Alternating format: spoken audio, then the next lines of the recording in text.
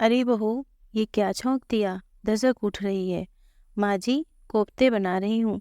लेकिन मैंने तो कोफ्ते बनाने के लिए नहीं कहा। माँ जी, आप लेटी हुई थी तो मैंने सोचा अपनी मर्जी से ही बना लेती हूँ।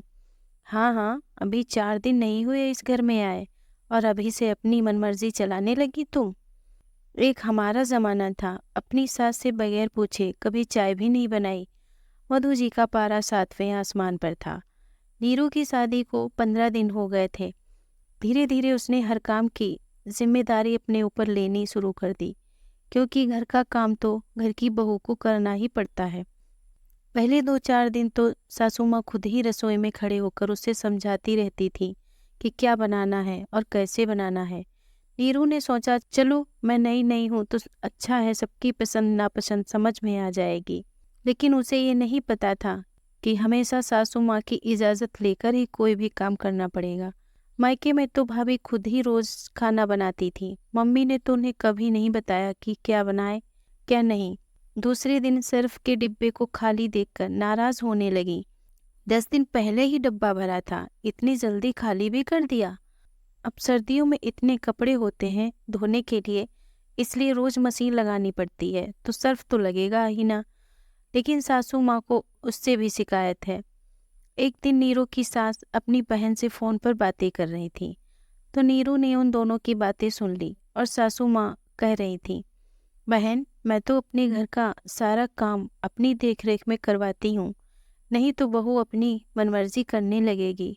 तो भी अपनी बहू को कस के रखा कर, नहीं तो घर में तुम्हें कोई नहीं पूछेगा, हमारी तो कोई अहमियत ही नहीं रहेगी। अब धीरे धीरे नीरू की समझ में आने लगा था कि सासू माँ की हर काम अपनी मर्जी से करवाने की आदत क्यों है। उसने मन ही मन कहा, चलो सासू माँ की ये इच्छा भी पूरी कर देते हैं। अगले दिन सुबह उठते ही उसने सासू माँ से पूछा, माँ जी चाय बना लूँ क्या? हाँ बना लो, सासू माँ ने ऊँघते हुए कहा। चीनी कितनी डालूं? 1 चम्मच। थोड़ी देर बाद, माँ जी नाश्ते में क्या बनाना है? आलू की सब्जी और पराठे बना ले। सासू माँ खुश हो रही थी कि बहू आज से तो सारे काम पूछ पूछ के कर रही है। वो पूजा करने के लिए बैठने ही वाली थी कि नीरू ने अब फिर आवाज़ लगाई, माँ जी कितने आलू की सब्जी बनानी है? अब बहू इतना पूछ रही है तो सासू माँ भला कैसे न बताएं।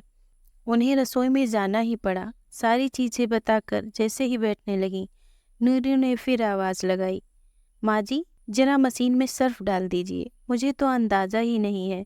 उन्हें मजबूरन फिर उठना पड़ा। दोपहर को जैसे ही सासू माँ आराम करने के लिए लेटी, नीरू ने आवाज लगाई, माँ जी खाने में क्या बनाना है? बहू दाल चावल बना लो।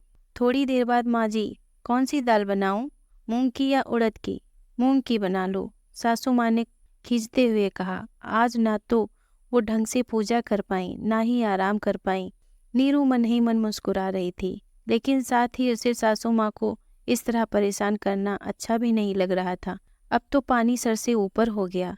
शाम को फिर वही शुरू हो गया, माँ जी खाने में क्या बनाना है? सब्जी में कौन कौन से मसाले डालते हैं? दूध गर्म दूं या ठंडा?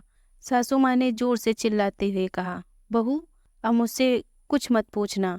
सुबह से थोड़ी देर आराम से बैठने न दिया, टीवी भी देखने नहीं दिया, और तो और भगवान का नाम भी शांति से नहीं ले पाई। लेकिन माँ जी आपने ही तो कहा था कि मुझसे पूछे बिना कोई काम मत करना। हाँ कहा तो था। क्या सारा दिन मेरी चकरी बनाओगी?